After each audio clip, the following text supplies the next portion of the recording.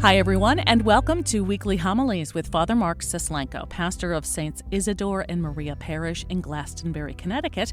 We are part of the Catholic Archdiocese of Hartford. I'm Carol Vassar, Parish Director of Communications, and this is episode 10 for Season 5 for the first Sunday of Lent, March 6th, 2022. Our Gospel reading is from Luke chapter 4, verses 1 through 13. Filled with the Holy Spirit, Jesus returned from the Jordan and was led by the Spirit into the desert for 40 days, to be tempted by the devil. He ate nothing during those days, and when they were over, he was hungry. The devil said to him, "If you are the Son of God, command this stone to become bread." Jesus answered him, "It is written, 'One does not live on bread alone.'" Then he took him up and showed him all the kingdoms of the world in a single instant. The devil said to him, "I shall give to you all this power and glory, for it has been handed over to me, and I may give it to whomever I wish. All this will be yours if you worship me." Jesus said to him in reply, "It is written, 'You shall worship the Lord your God, and him alone shall you serve.'" Then he led him to Jerusalem, made him stand on the parapet of the temple, and said to him, "If you are the Son of God, throw yourself down from here. For it is written, 'He will command his angels concerning you, to guard you, and with their hands they will support you, lest you dash your foot against a stone.'" Jesus said to him in reply, "It also says, 'You shall not put the Lord your God to the test.'" When the devil had finished every temptation, he departed from him for a time. The Gospel of the Lord. When God created the heavens and the earth, and then created human beings and gave them what God created, He didn't place us here on this planet with the understanding that we can live here but not enjoy the fruits of God's creation, that we can inhabit the world, but we have to look at things from a distance because it doesn't really belong to us. Rather, God said, "Be fertile and multiply, subdue the earth." And God said, all that is around us is for your enjoyment, for you to live in. But he said there's a condition, a couple actually. The first is that you really don't own this. I own it. The world is mine.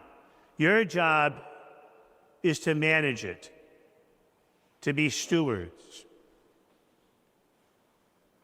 And in being managers and in being stewards, as you live and act in this world, don't forget where you come from.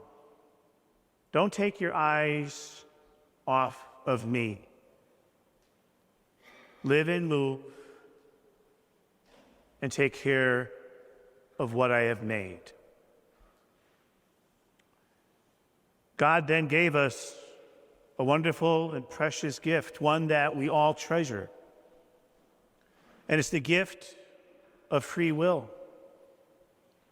The ability to say yes or no, choose right or wrong, good or evil, do this or that, as we chart our way through this gifted life we have received. In short, we can choose to keep our eyes fixed where God intended them to be fixed, on Him. Or we can shift that glance and look elsewhere. As we look at where we've come as human beings and how we have shaped and cared for this earth that God has entrusted to our care. As we look at all of the systems that we've created, our systems of governance, the way we've organized countries, how we conduct our personal business, the way corporations operate, how we conduct daily business in our own lives, what we see as important and what we need. Can we look back on all of that history and all of the choices that human beings have made from the beginning of the time that they first were here? And can we look at all of that and honestly conclude that all of those choices have been made with eyes focused on God, focused on Jesus Christ, and in alignment with the truth of who we are?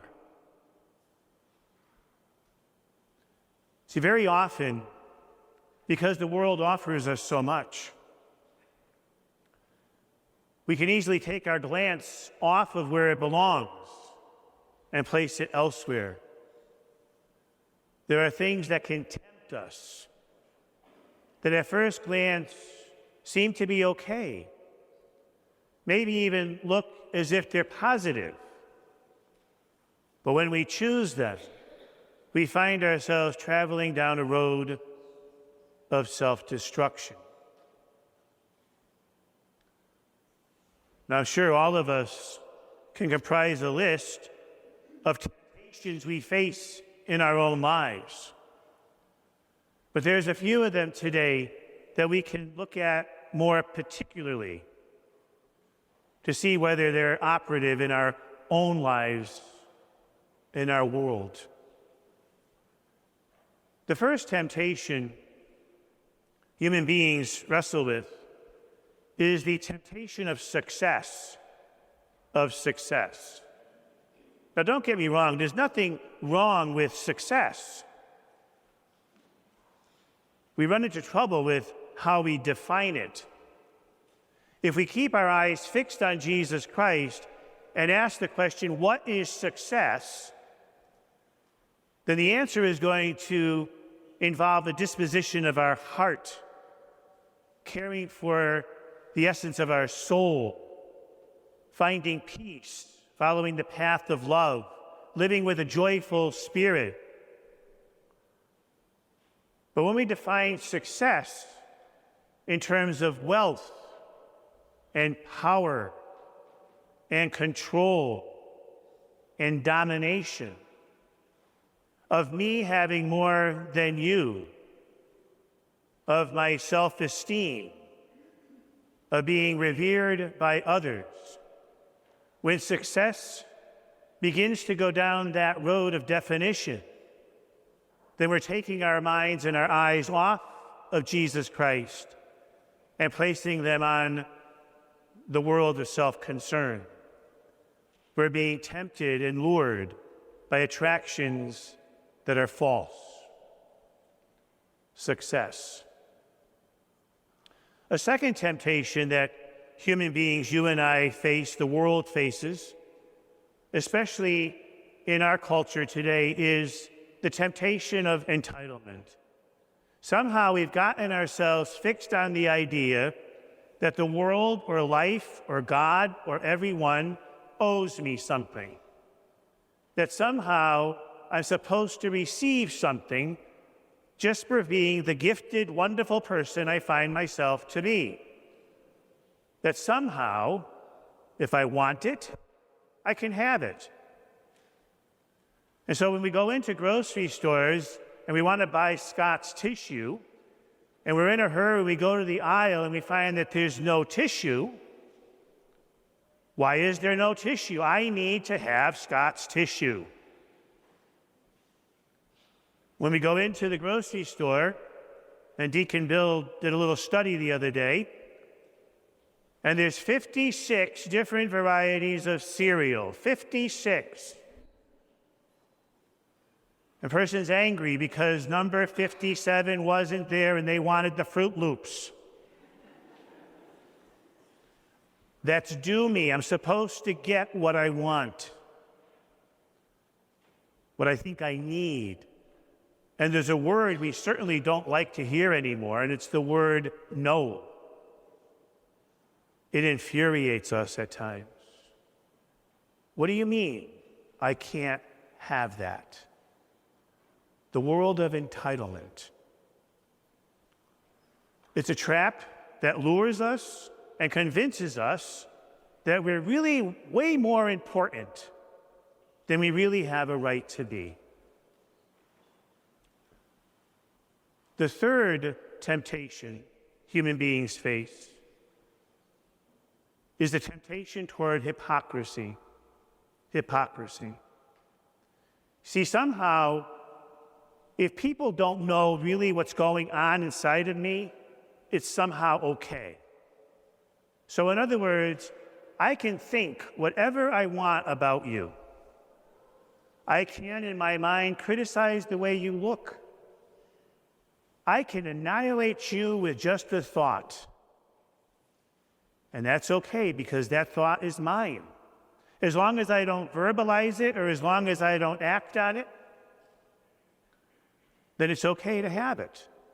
Nobody needs to know. And so we go through life thinking all of these things. We think them in our cars as we're going through traffic and someone cuts us off. They may not hear what we say.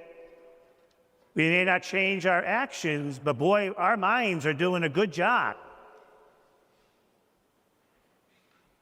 We take our eyes off of Jesus, and there's a problem with that. Because when we put our eyes back on Jesus Christ, we begin to realize that more important than what comes out of our mouth, Jesus says, is what's going on in here. And so if we're having conversations with ourselves that are anti what we really want to project or are called to project, then we're falling into the trap of temptation to hypocrisy. The fourth temptation. The fourth temptation has to do with the idols we create. See, when we truly back ourselves out of and justify why our eyes can't be on Jesus Christ at the moment because there's something else that's more important, something else that is more enticing. And these idols that we create for ourselves become where we invest our time, where we invest our energy, and even where we put our money. When we do all in our power to make sure we succeed at something because we see that as being more important than dealing with our own heart and our spiritual selves. I have conversation with folks all the time. We're open 24/7 here, guys. When was the last time you came to Mass? Let me think about it. Are you raising your kids in the faith as you agreed to? Silence. Well, how can we make this easier for you? And they look at you quite honestly, and this is what comes out. Well, you know, Father, it just doesn't work. It doesn't fit. And I say, what do you mean it doesn't fit? It doesn't work. What do you mean it doesn't fit? Well, you know, Sunday comes, and Johnny has all of his soccer games on Sunday, and we really want him to excel in that, so coming to Mass just doesn't fit.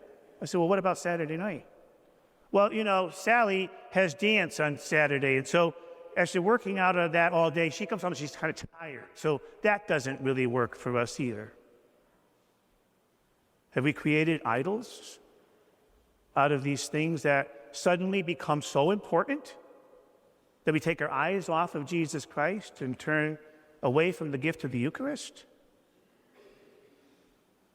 When we start putting our priorities in our back pocket because I am going to be determined that my son or my daughter is going to be in this prestigious school, and I'm going to do whatever I have to do to achieve that goal.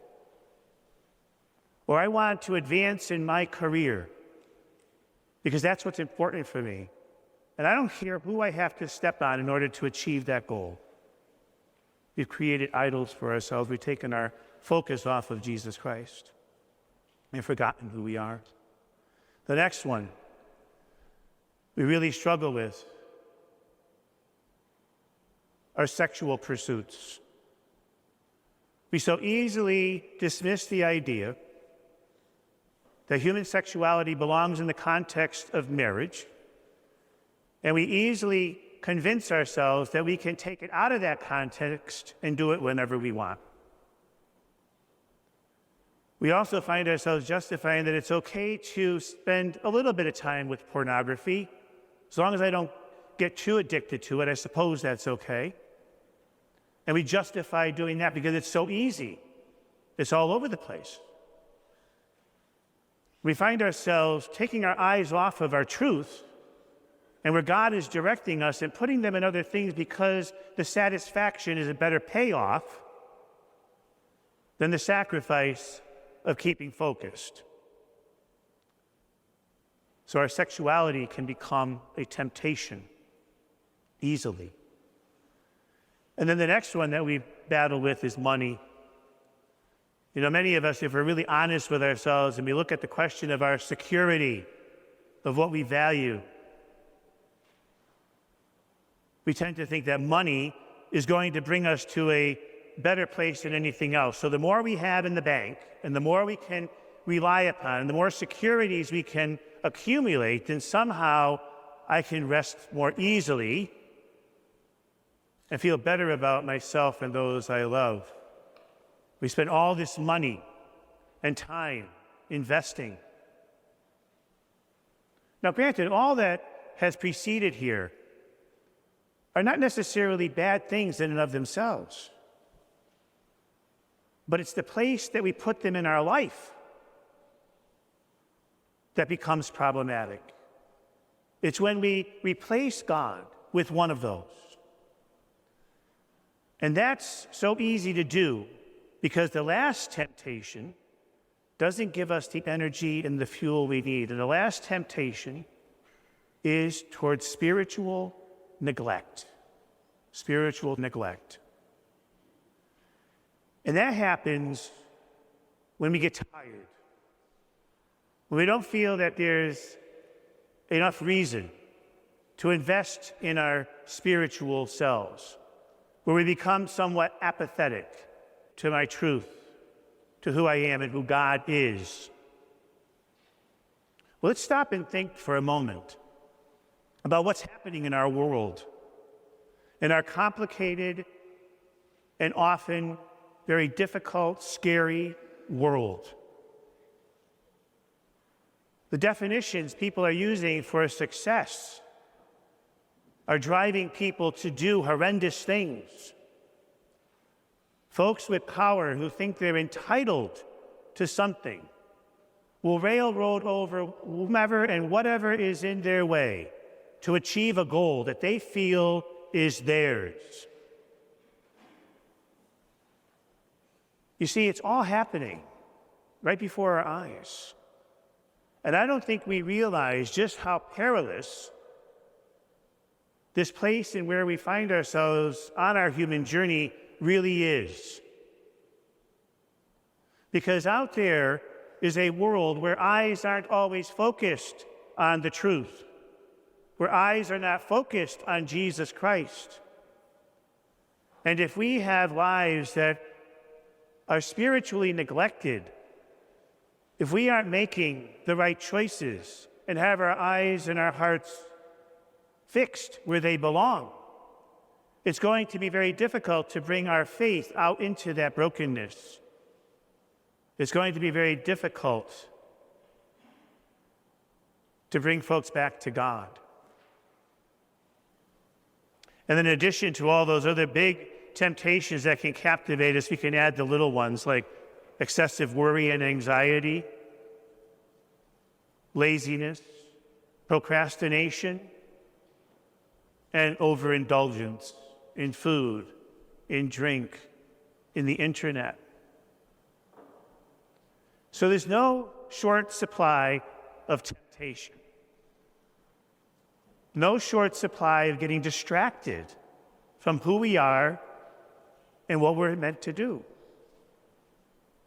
And so as we journey through our lives,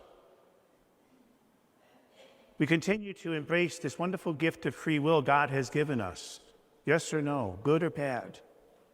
Eyes fixed on Jesus or eyes fixed elsewhere. And as we look at the course of humanity, where we've been, how do we stand? Have the decisions we made as a people reflected the truth of who we are and the eyes fixed on our Lord and where we've come from? Or are they the result of something else? Because with every choice we make, we have an opportunity to choose either Jesus or Judas. Father Mark Sislenko is the pastor of Saints Isidore and Maria Parish in Glastonbury, Connecticut. Learn more about our parish community at isidoreandmaria.org and follow us on social media, Facebook, Twitter, and Instagram. Our music comes free of charge from Blue Dot Sessions in Fall River, Massachusetts. I'm Carol Vassar. Thanks for listening.